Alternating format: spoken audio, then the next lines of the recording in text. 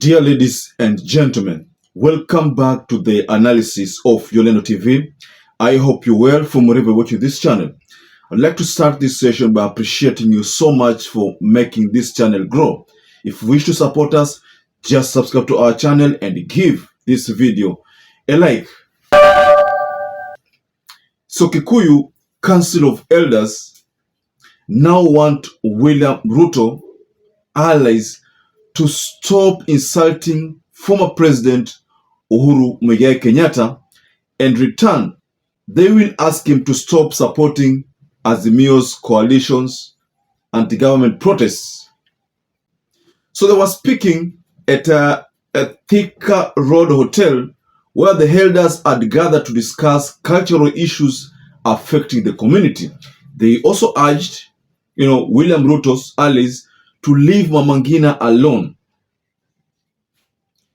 This was in reaction to the move that the government took on Tuesday of withdrawing security officers who have been attached to Mama Ngina Kenyatta's home in Kiambu County. And that move which forced her to hire private guards. So to be precise, this is what the leader of that meeting said. Mama Ngina is a national matriarch, and it is a hopeless collapse of decency to make her a subject of political conflict. Since UHURU Kenyatta is a man first and a politician second, the worst provocation that can be thrown at him is to abuse and threaten his mother. That is what Council Chairman Wachira Kiago said.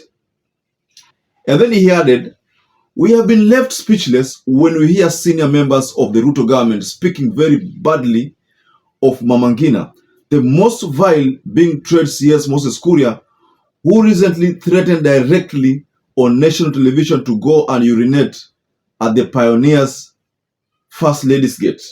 During that small meeting there, the press meeting, the former provisional administrator Joseph Kaguthi, who is alleged to be one of the members of that council, said, "Politics aside, if you want real trouble with a real African man, play with his mother."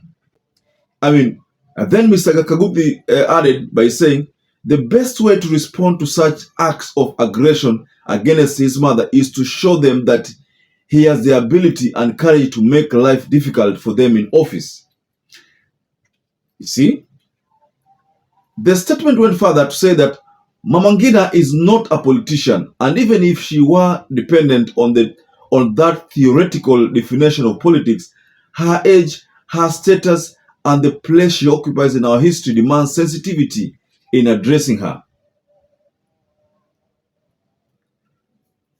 We as elders are obliged to respect the government of the day, and we have no problem accepting that we have a government. But this government must always strive to win over the masses. This council, Kikuyu Council of Elders, led by Mr. Kagucha, sought to send a direct message to William Samoei Ruto and the government. And they expressed their frustrations at the way especially people like Gachagua and Kuria are mistreating the Kenyatta family. They are belittling the Kenyatta family. Mama Ngina Kenyatta is considered as one of those freedom fighters because she was jailed because of championing for freedom. She was jailed. None of these people who are going to an extent of saying that Mama Ngina si muhimu sana, she should not treat herself as being someone so special. None of those people have tested cells, tested the jail, or maybe have advocated for anything for this country. So the Council of Elders also had some unkind words to Rigathi Gachagua when they say that those who grabbed Mau Mau lands, they said that Gachagua said that Those who grabbed Mau Mau lands continue to enjoy a life of affluence, while freedom fighters continue to be buried in public cemeteries. They should just be good and return at least half of the lands so that the freedom fighters can own what took them to war to win us freedom. I think this is this statement. I remember Gachagua released it shortly before that Northlands attack. It was, I think, it was in the third demonstration. So before the Northlands attack that happened on a Tuesday of that month, I think it was somewhere there in March. Yeah, it's probably March there, but end of March. So he made this statement at that time, and what followed was that there was that kind of attack on the Northlands farm, and you know the rest. They also made a statement depicting that, in fact, they themselves can finance these demonstrations. And to be precise, this is what they said. We have had senior cabinet secretaries telling Mama Ngina that she should not imagine that she is in any way special because she produced the former president and was married to the founding president. Such talk, and one imagines that Mr. Kenyatta will take it lying down. We fully understand him. If he is funding the protest, we will even donate money to that cause. That is what Mr. Kiare, who's a member of that council, said. So that, to me, and you can also understand that they were merely trying to say that themselves, they can donate to this cause. They can donate if at all Uhuru Muigai Kenyatta is donating. Then themselves are ready to donate so that they can fund the protest. So this is some kind of a shock to Gachagua, because this is coming from leaders in Mount Kenya who said sometimes back then that their choice of Raila Amolo Odinga was okay. But nonetheless, they said back then that nonetheless, they agreed with the opinion of the court. So this fact that the Council of Elders in Kikuyu are saying that they are ready to finance demonstrations, they can finance alongside Uhuru Muigai Kenyatta. That is according to what they say. Because you understand that on, I think, Monday there or last week, William Ruto came out publicly and this time round mentioned Uhuru Muigai Kenyatta directly as the sole financier of this demonstration. Even though Raila Amolo Odinga yesterday, during that phone call conversation with one of the media stations personnel, he said that himself, he does not want Uhuru Muigai Kenyatta to be associated with the protests that the Kenyans have engaged this government on, because the Kenyans are picketing on their own. So there is no way that Uhuru Muigai Kenyatta can pay all Kenyans to just go to the street. This is what Raila Amolo Odinga said in that phone conversation with the media personality. There is no way that Uhuru can engage himself with the demonstrators. So this narrative, the Kenya Kwanza regime has been pushing, trying to paint the former president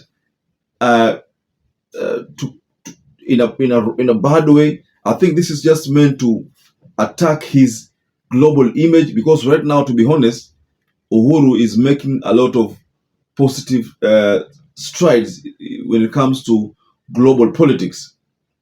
So this, I think, is the reason why Gachagua and the team are hell-bent in making sure that they erode this gain that Uhuru is actually at the moment benefiting from. He is actually benefiting from that wisdom that many people believe he has. So they treat him as a wise person. So I think these are the things that they're having sleepless nights over, the fact that the global politics, as far as Uhuru Muigai Kenyatta is concerned, in again ile mileage by the day. So they want to dent that global political mileage that Uhuru has at the moment.